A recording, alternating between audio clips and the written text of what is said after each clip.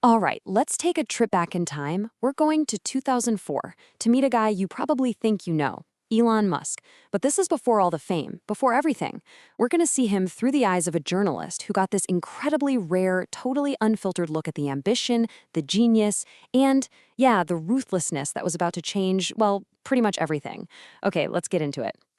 So picture this. Elon Musk sits down with journalist Frank Braun for their very first meeting, and this is one of the first things he says. Now think about that. This is a guy who wasn't just the CEO of a brand new rocket company, he was also its chief designer. That single sentence is so disarming, right? It's not just him being humble, it's him setting a baseline. It shows you just how insane the learning curve was that he was about to climb. And really, that's the whole conflict of the story right there. You have this young internet millionaire, fresh off the success of PayPal, with zero formal training in aerospace, who just decides, you know what, I'm going to take on the entire global space establishment. I mean, the sheer audacity of it is just, wow. Okay, just take a second and really look at this, because it puts his ambition into perspective. On one side, you have the entire global space establishment in 2004. We're talking only 8 actual countries that could launch rockets into orbit. The US, Russia, China. You get the picture. And on the other side, one guy, Elon Musk. He wanted SpaceX to be the 9th name on that list. Not a country, a person. You know, this was the running joke among journalists who covered the space industry back then, and it just perfectly sums up the kind of skepticism Musk was up against.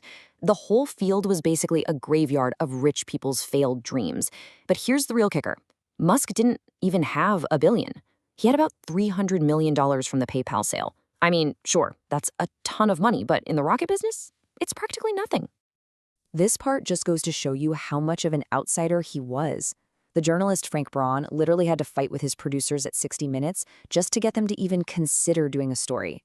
They just couldn't wrap their heads around it. An internet guy building rockets? Seriously?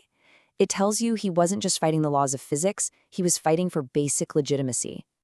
All right, so let's get into the journalist's first actual meetings with Musk. This is where we get our first real taste of the man himself and the unbelievable, almost crazy plans he had. So when Braun shows up at the first SpaceX headquarters, he was probably expecting something, I don't know, futuristic, right? But nope, it was just this simple 2-story building. The main office was just one big open space, no cubicles, with maybe a dozen employees. Oh, and one kind of quirky detail, there was a gourmet muffin and candy machine that was totally free for everyone. Musk's desk was just out there in the open with everyone else's, but leaning right up against it was this incredible thing, a giant framed stock chart. It showed a red line just kind of bumping along horizontally, and then at the very end, bam, straight up. It was the stock price of his first company. It felt like a trophy, a constant reminder of the success that was bankrolling this whole new crazy adventure. And the things he claimed in that first meeting were just as bold as that chart. We're talking years before a single successful launch, and Musk is just casually telling this journalist that SpaceX would have positive cash flow in only 4 years, and that he already had 4 deals in the can, 2 of them with the Department of Defense. The confidence was just completely off the charts. You know, Musk wasn't just a brainy engineer. He had this P.T. Barnum showman side to him. To get noticed by the bigwigs in D.C., he put a full-scale mock-up of his Falcon 1 rocket on a flatbed truck and just drove it around the city. This was just a couple of years after 9/11, mind you. It was wild, a little nuts, and it absolutely got everyone talking. But here's the thing. That polite, kinda cool CEO persona, that wasn't the whole picture, not even close. The journalist was about to see a totally different side of Elon Musk, a much harder, more intense, and frankly, a more ruthless side that he had kept hidden. So the scene is pretty quiet. The journalist is just sitting there near Musk's desk. They're waiting for a call from the legendary Mike Wallace at 60 Minutes to get the final green light on the story.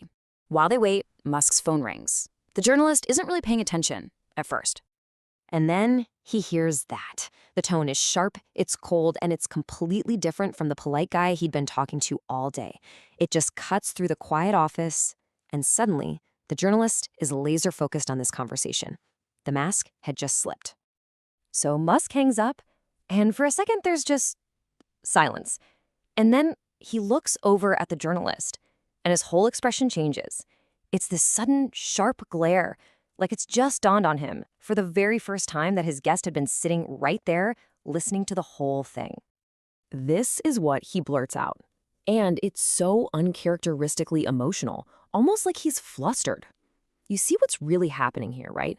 This wasn't the composed CEO anymore. This was a raw, unfiltered reaction. Sure, he was mad at whoever was on the phone, but it seemed like he was even madder at himself for losing his cool in front of a reporter. Musk tries to smooth things over by suggesting lunch, but it's super tense. And when they get back, as the journalist goes to walk back into the office, Musk just pivots, sticks out his hand for a handshake, and uses his own body to physically block the doorway. It was polite, but there was no mistaking the message. You're done here. The journalist knew, in that moment, that he was being managed. Musk had shown too much, and now he was shutting it down.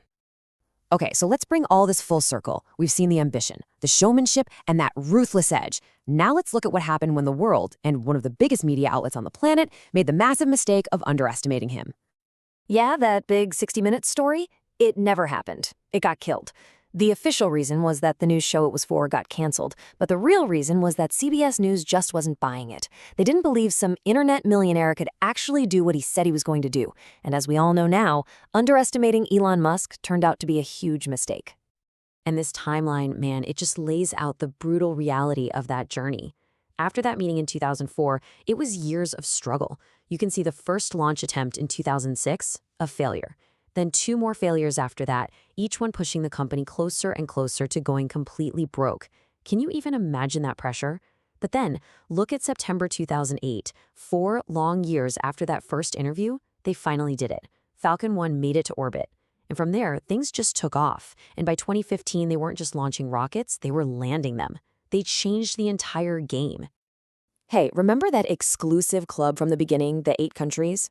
Well, Elon Musk actually did it. He turned it into 8 nations, plus Elon Musk. He didn't just get a seat at the table, he basically built a whole new table. And that brings us right back to the central question, doesn't it? The man this journalist met was just a walking contradiction. Polite one minute, ruthless the next. A visionary with a temper. A showman who was dead serious. So it makes you wonder, what does it actually take to change the world?